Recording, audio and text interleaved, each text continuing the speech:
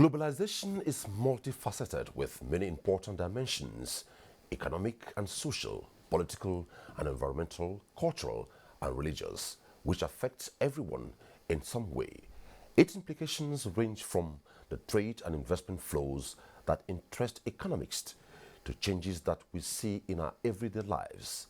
The ease with which we can to the people all over the world, the ease and speed with which data can be transmitted around the world, the ease of travel, the ease with which we can see and hear news and cultural events around the world, and most extraordinarily, the internet, which gives us the ability to access the stores of knowledge in virtually all the world's computers.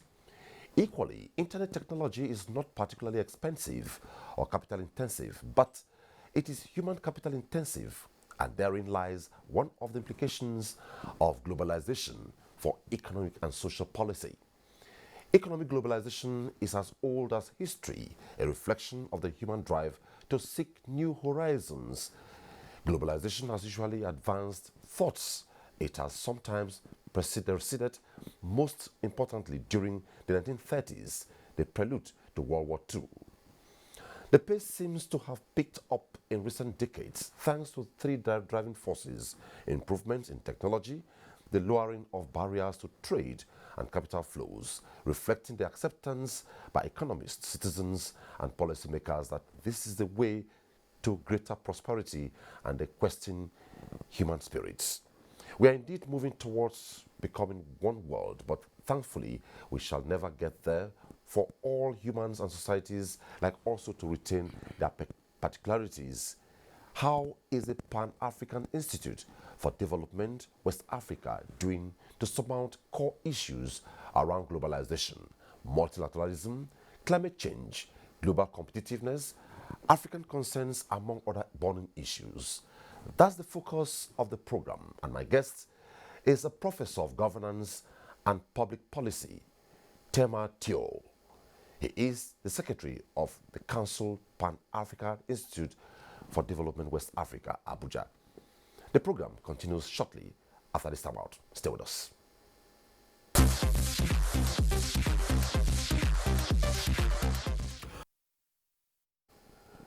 But once again, Professor Tyoor, good to have you on Diplomatic Ties. Thank you so much, Odin. Well, before we go into the crux of the matter, let me ask you a curious question. What informed the formation of the Pan-African Institute for Development West Africa in Nigeria? You will note that Africa was partitioned. You will also note that there were several wars that almost ravaged Africa. And so soon after that, there was a need to establish the Organization of African Unity, which later transformed to the African Union. And so at the same time, when the Organization of African Unity was established, then the Pan-African Institute for Development the Organization of African Unity was to handle political issues and political affairs in terms of reconstructing Africa and putting it on the path of growth and success.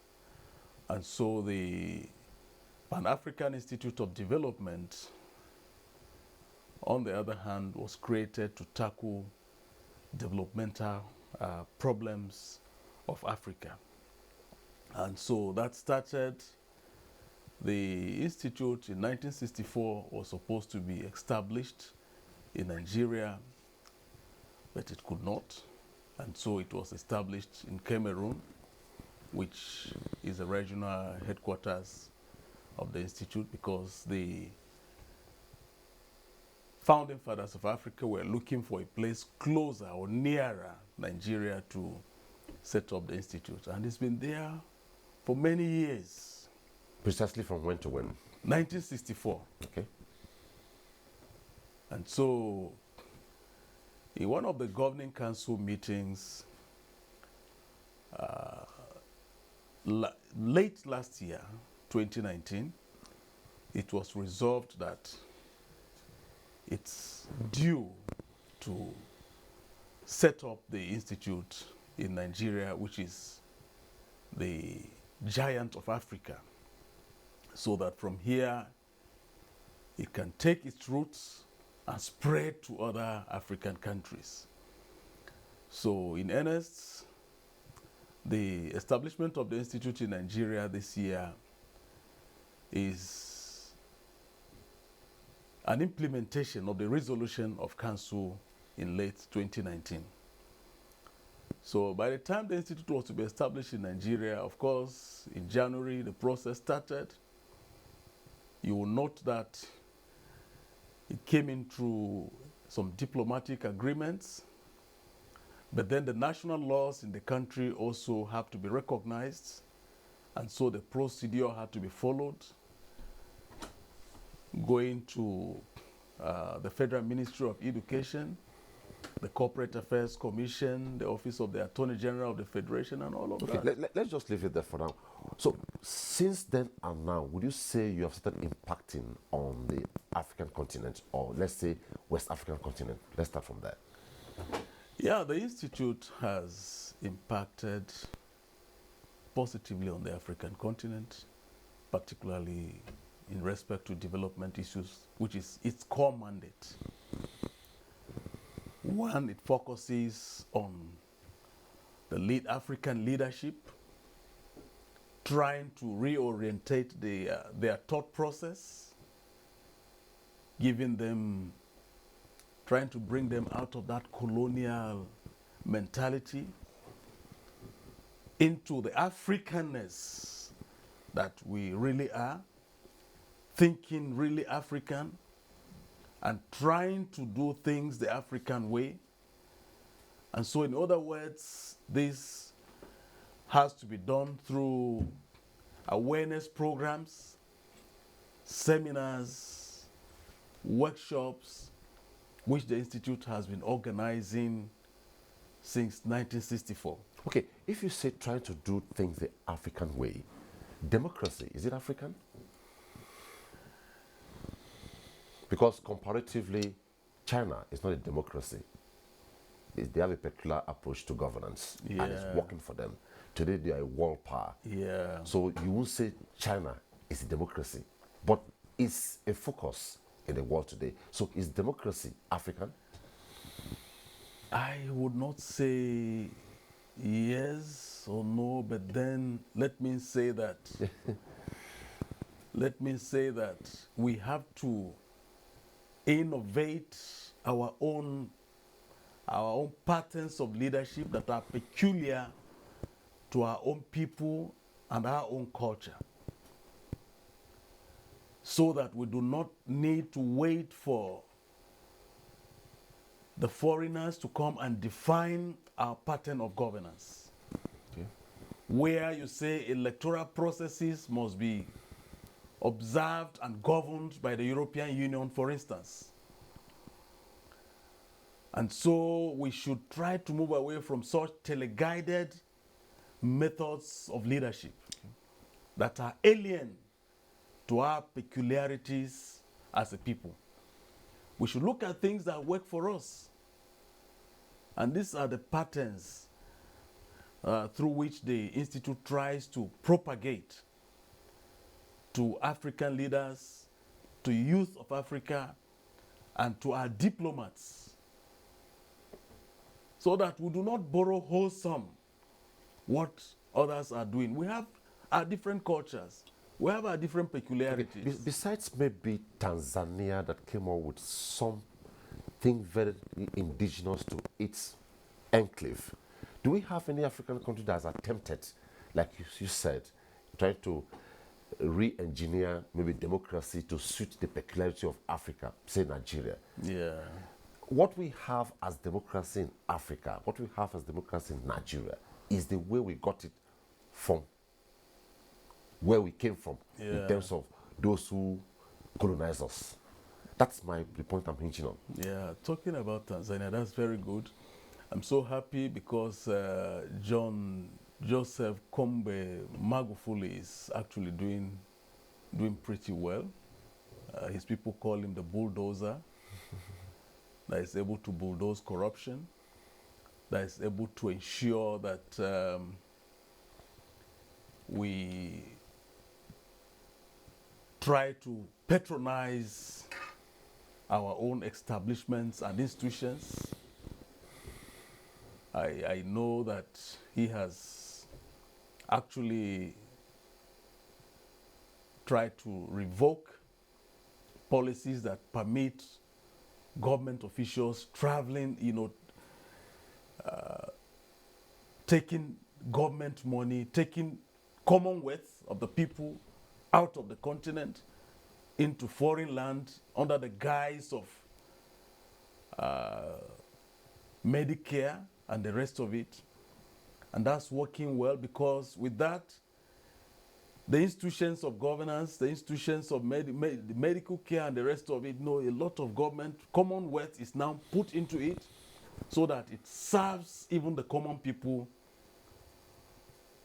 of Africa. Okay. And that's quite exceptional, and that is good indeed. But you can also see that Paul Kagame is also trying in his own way in Rwanda. Of course, the post-war reconstruction of Rwanda. You can see that government has a lot of policies there to alleviate to bring people out of poverty. And this one major stride, recognizing the peculiarities of the people, recognizing what needs to be done to be able to develop the people. Okay, let's proceed. Now, I took off this program in trying to unearth what the Pan-African Institute for Development in West Africa is doing, using globalization as a spec. For instance, if you go to Southeast Asia, precisely China, precisely India, they were in China, India was colonized by British. Yeah. But if you go through Indian development and history, you see that their way of life, their religion was intact. Coming to Nigeria, we're colonized, but everything about our indigenship in terms of tradition or way of worship was eroded. Eroded, yeah. How does the Institute intend to restore this? Because willy-nilly, along the line, we saw that apparently it was a mistake along the line.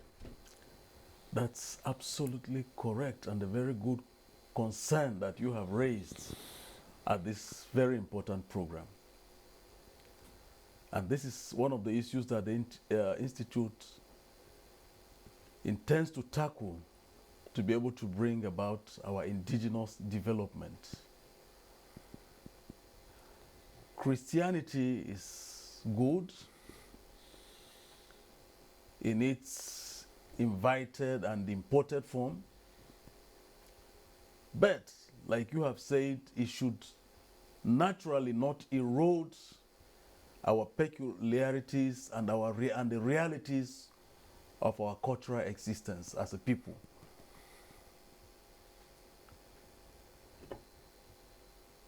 And if you even see that today, in fact, in the past, when our people practice their traditional religion, there was a culture of respect. The youth, for instance, were told that if you do certain things, they were an aberration, and that certain things will catch up with you, nemesis will catch up with you, and people were afraid.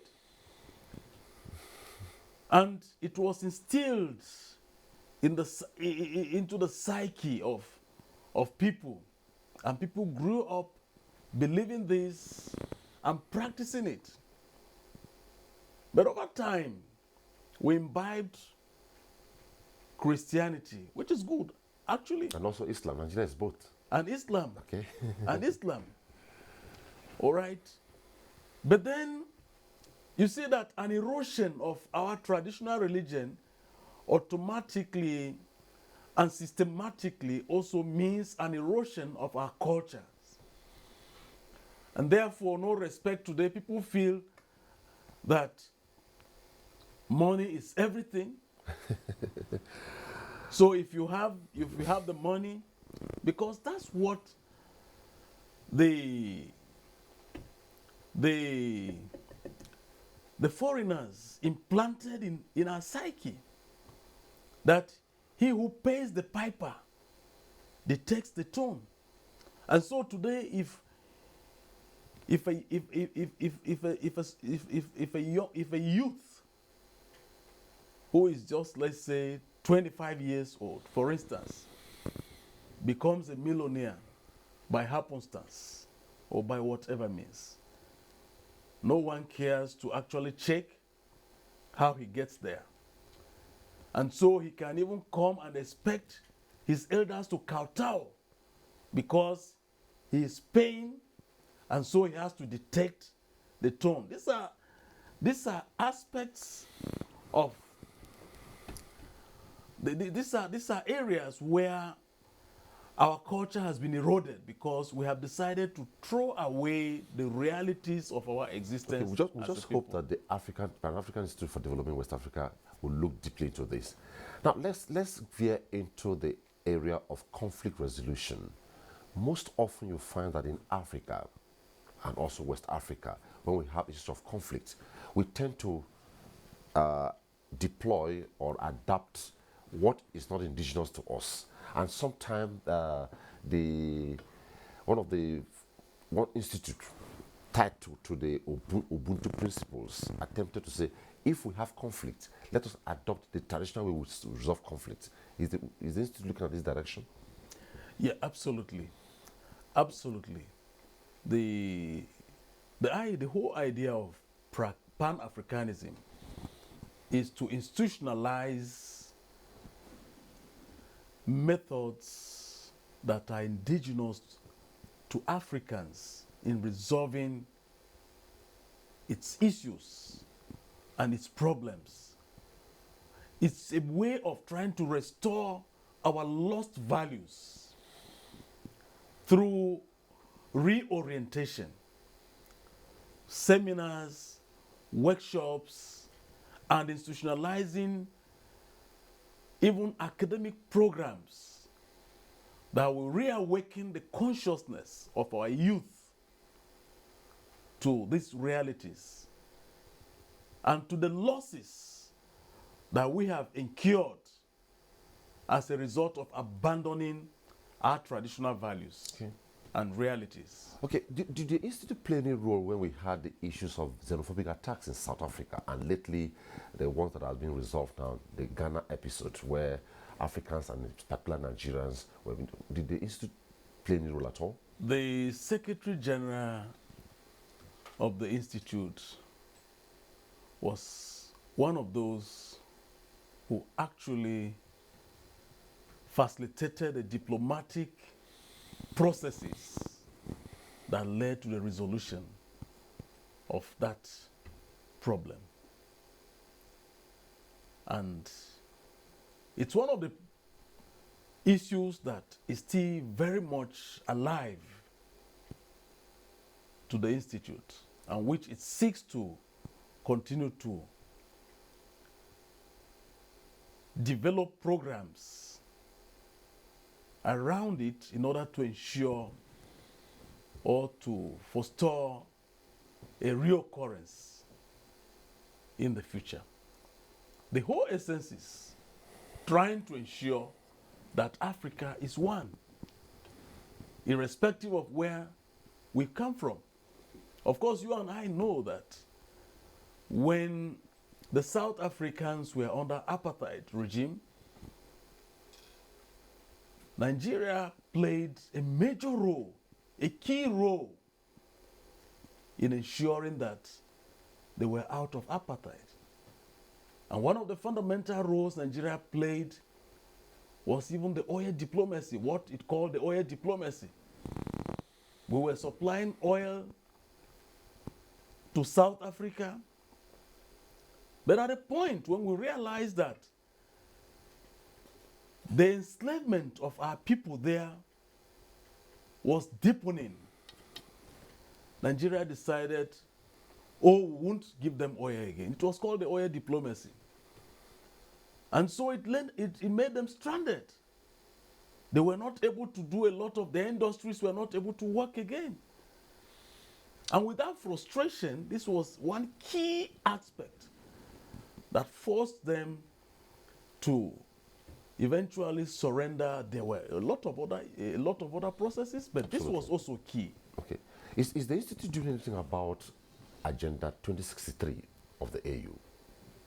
Yeah, the Institute is absolutely working very closely with the African Union. Like I said, it works hand in hand with the African Union. Of course, political issues, you cannot divorce them from developmental issues, because politics is one of the cardinal areas through which our development is driven. Okay. And so the Institute cannot isolate itself from that. And therefore, we must continue to build programs and processes around which this can succeed and ensure that Africa becomes one in our thought, in our ideological processes, in our behaviors, in our interactions with one another, in our cultural exchange programs, in our faculty exchange programs, Nigerians to South Africa to Nigeria, to Namibia, to Gambia, and the rest of it. So that this way we all feel belonged, we all feel that we are one. And so we continue to integrate and build leadership around identified people who have such leadership qualities, who can continue to drive the leadership processes. Just like you had Nyerere of Tanzania in those days, just like you had what's his name again in Ghana? Kwame Nkrumah. Okay. No, the Azikwe's. The Azikwe's. Okay, quickly, before our time runs out, what is the Institute doing about corruption and anti-corruption in Africa? Mind you, Nigeria's president is the champion of corruption in Africa, anti-corruption in Africa, I mean. We have developed programs around corruption. We've developed programs around corruption which will be taught to leaders and the youth who are supposed to be the future leaders of this continent. But again, we have what we call the leadership series. And so we'll be flagging that off hopefully in the first quarter of the year 2021. Okay. And the essence of this leadership series is to bring in notable leaders to speak on topical issues like this, okay, to other leaders,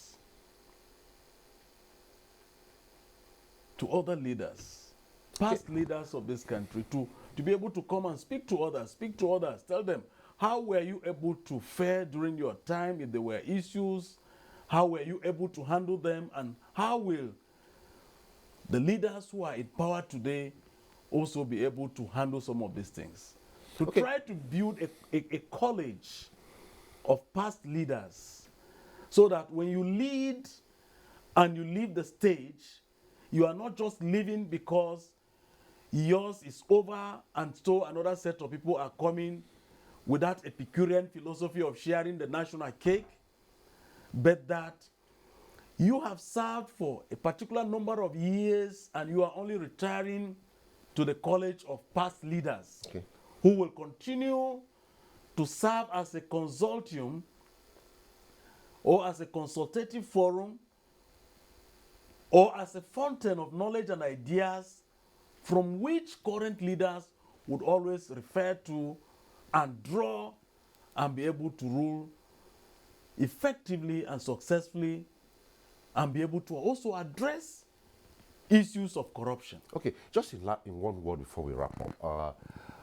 What now that the institute, the Pan-African Institute for Development West Africa, is becoming very vocal, in one word, where will you see it in the next 3 to 4 years?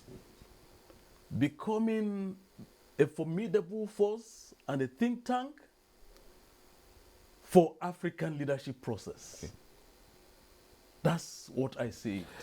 Thank you so much, Professor Terhemba Tyoor, governance and public policy expert and also the Secretary to Council of Pan-African Institute for Development West Africa. I believe we're not done yet.